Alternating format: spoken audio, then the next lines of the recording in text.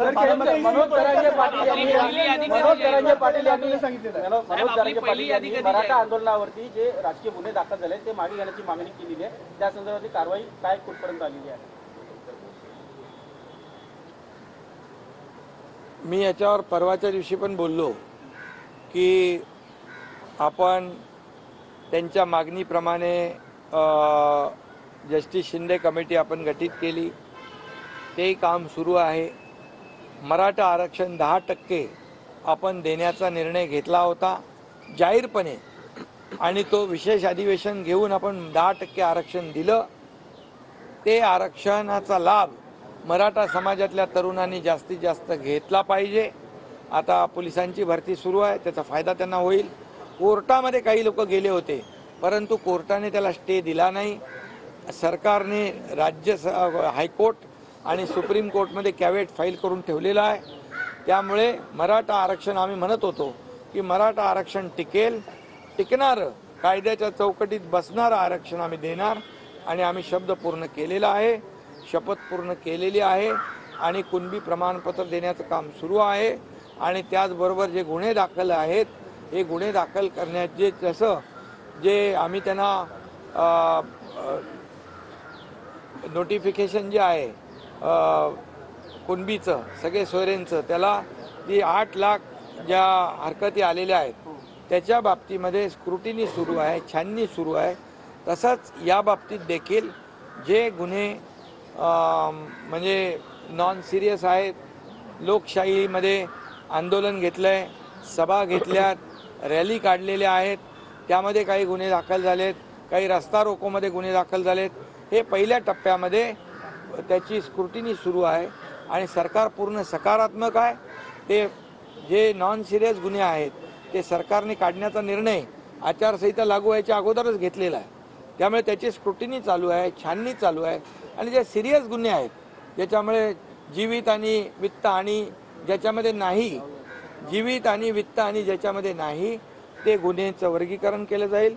आणि जे सिरियस गुन्हे आहेत ज्याच्यामध्ये वित्तहानी आहे, जीवितहानी आहे, मालमत्तेचं नुकसान झालेलं आहे, ह्या दुसऱ्या क्रायटेरियामध्ये त्यांना बसवून आपण त्याच्यावर सकारात्मक मार्ग या काढणार आहोत।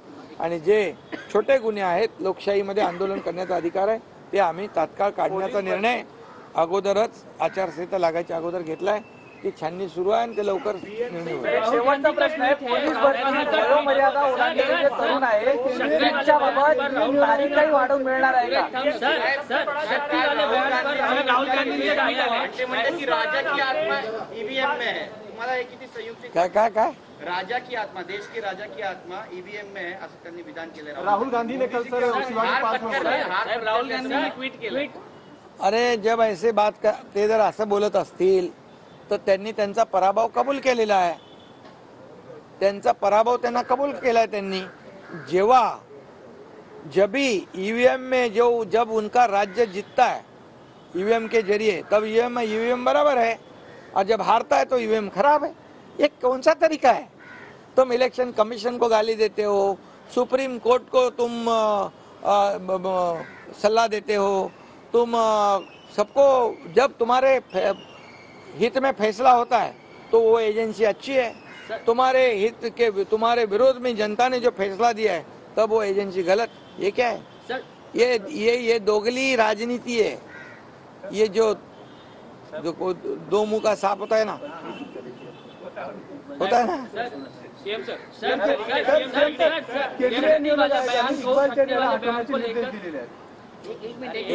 ते तपासून घेऊ आपण आणि निवडणूक आयोगाचा आदर आम्ही राखणार आहोत। शक्ति वाले बयान को लेकर राहुल गांधी ने ट्वीट किया है, उन्होंने कहा कि मोदी जी को मेरी बातें अच्छी नहीं लगती, किसी न किसी तरीके से उन्हें घुमाकर वो उसका गलत अर्थ निकालते हैं और बदलने की कोशिश करते हैं, क्योंकि उनको पता है कि मैंने गहरी सच्चाई बोली है। जिस शक्ति का उल्लेख उन्होंने किया है, जिस शक्ति से हम लड़ रहे हैं, उस शक्ति का मुखौटा मोदी जी हैं। देखो, ये आप आज बोलने से क्या फायदा है? मैंने पहले कहा है, जो हाउस से गई वो बुन से नहीं आती है, समझ गए कि नहीं?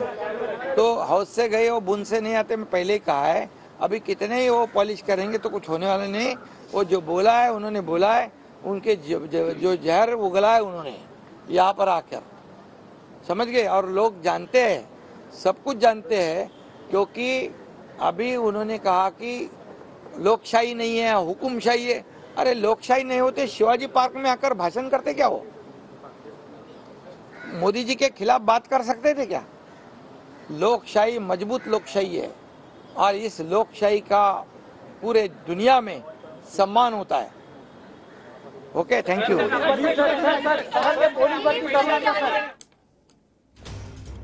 राज ठाकरे आणि आमची विचारधारा एकच आहे, योग्य वेळी योग्य निर्णय घेण्यात येईल असं मुख्यमंत्री शिंदे यांनी म्हटलेलं आहे। मनसेसोबत युतीच्या प्रश्नावर मुख्यमंत्री शिंदे यांनीही प्रतिक्रिया दिलेली आहे।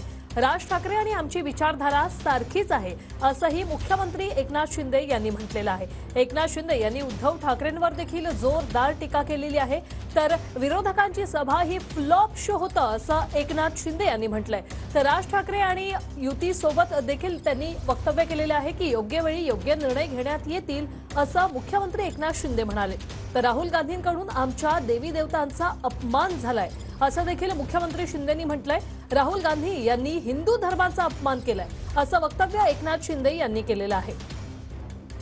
शिवाजी पार्कवरील राहुल गांधी यांच्या सभेवरून शिंदेंनी टीका केली आहे।